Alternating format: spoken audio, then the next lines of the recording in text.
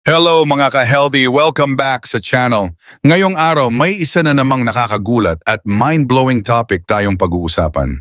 Ready ka na ba? Narinig mo na ba ang tanong na ito? Anong mangyayari sa katawan mo kung hindi ka kakain ng kahit ano sa loob ng 1 linggo o 7 araw? Oo, hindi ito fasting na may konting kain sa gabi. Hindi rin ito diet na may cheat day. As in, zero food intake. Walang kahit anong solid, tubig lang o baka ni tubig kulang pa. Ano kaya ang mararamdaman mo? Gaano ito kadelikado? May possibility bang mabuhay ng 7 araw na walang pagkain? Ang video na ito ay base sa science at real-life medical studies. Pero syempre, hindi ito medical advice.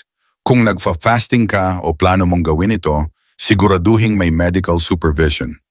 Bago natin pag-usapan ang araw-araw na epekto, kailangan muna nating maintindihan ang basic survival principles ng katawan natin. Ang tao ay kayang mabuhay ng mas matagal na walang pagkain kaysa sa walang tubig. Karaniwan, isang healthy adult ay kayang mabuhay ng 30 hanggang 40 araw ng walang pagkain basta may tubig. Kung wala kang tubig, 3 hanggang 5 araw lang ang average survival. Pero syempre, habang tumatagal, lumalala rin ang epekto sa katawan. Ang katawan mo ay parang isang survival machine. Kapag wala kang kinakain, gumagawa siya ng paraan para makakuha ng energy mula sa ibang sources tulad ng fats at muscles mo. Pero hindi ito madali. May presyo ang bawat araw na walang pagkain. At sa bawat araw may specific na pagbabago sa katawan mo. Sa unang araw pa lang ng hindi pagkain, ang katawan mo ay gumagamit ng energy mula sa glucose. Ito ang pinakaunang source ng fuel. Ang glucose ay galing sa mga carbohydrates na kinain mo sa mga nakaraang araw. Kung mahilig ka sa kanin, tinapay, pasta o matatamis, doon galing ang glucose mo. Pero ang glucose sa katawan ay hindi pang matagalan. Ang katawan mo ay may nakastore na glycogen na nakaimbak sa liver at muscles. Ang glycogen ay kayang tumagal ng 12 hanggang 24 na oras. Pagkatapos nito, ubos na ang quick energy source mo. Maaari kang makaramdam ng matinding gutom, panghihina, sakit ng ulo, pagiging irritable at cravings. Ito yung time na parang gusto mong kainin ang kahit anong makikita mo. Pero kung pinipigilan mo ang sarili mo, napupunta na sa susunod na phase ang katawan mo. Sa second day ng fasting, nagsisimula ang ketosis. Ang ketosis ay proseso kung saan ang kakatawan mo ay gumagamit ng taba bilang energy source. Kasi nga wala ng carbohydrates. So fats na ang susunod na alternative fuel. Ang liver mo ay gumagawa ng ketones, ng chemical na pwedeng gamitin ng brain, muscles at organs mo bilang energy. May mga benefits daw ang ketosis, kaya nga may ketogenic diet. Pero sa extreme fasting, hindi ito simple o safe. Makakaranas ka ng bad breath, mental fog o lutang ang utak, mas mabagal kumilos, mood swings at constipation. Ang katawan mo ay unti-unti nang nag-a-adjust sa bagong sistema ng fuel, pero hindi ibig sabihin na okay ka na.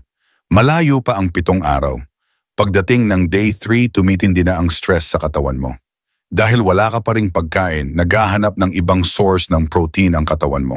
So anong ginagawa niya? Kinakain niya ang sarili mong muscles. Yes, muscle breakdown ang susunod na step.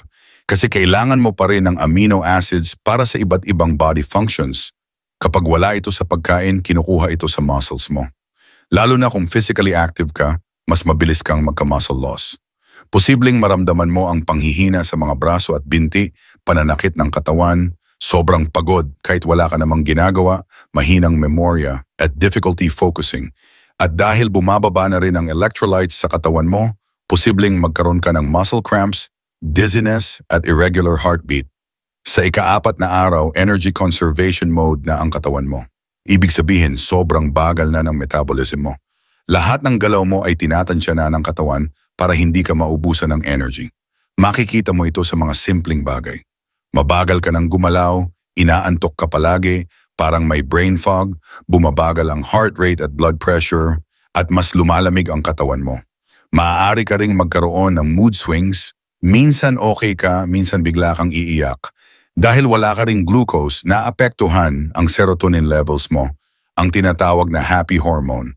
Ngayon, papunta na tayo sa mas seryosong epekto. Pagdating ng day 5, ang organs mo ay nagsisimula ng maapektuhan. Ang liver mo, kidneys, at digestive system, lahat stress na. Wala nang regular na fuel ang katawan mo. At kahit may fat stores ka pa, hindi ito sapat para sa lahat ng organs mo. Ang mga posibleng epekto ay hilo kahit nakaupo ka lang, shortness of breath, lagnat o chills, pananakit ng tiyan o likod, at kahit anong amoy ay parang masangsang. Hindi ka makatulog ng maayos.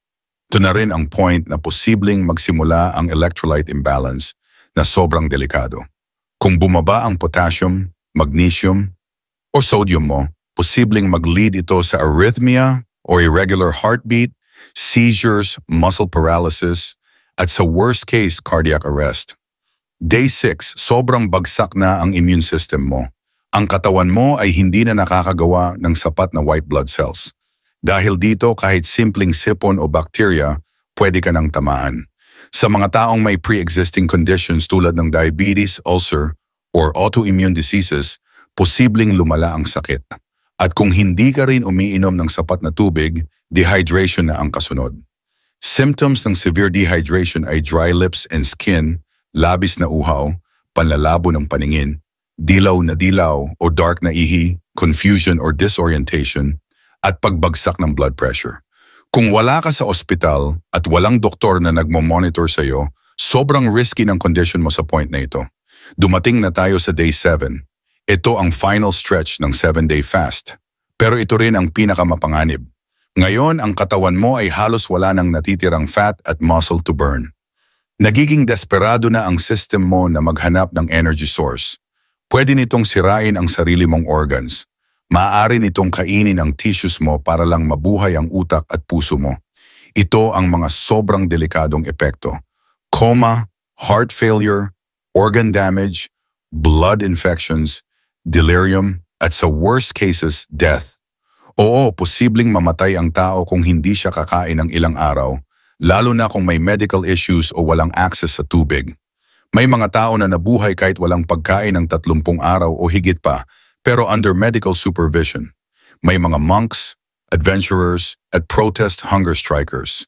Pero lahat sila may kontroladong environment, may tubig, at may monitoring. Isang kilalang kaso ay si Angus Barbieri, isang lalaki mula Scotland na nag-fasting for 382 days, pero under strict medical care. Oo, pumayat siya ng sobra, pero araw-araw siyang minomonitor ng doktor. May supplements at fluids siya araw-araw. Hindi ito pwedeng gayahin basta-basta. So anong natutunan natin? Oo, posible ang hindi kumain ng 7 araw pero sobrang hirap at delikado. Hindi ito dapat ituring na weight loss solution or detox method. Mas marami itong side effects kaysa benefits. Lalo na kung may sakit ka, bata ka, matanda, o buntis, delikado ito.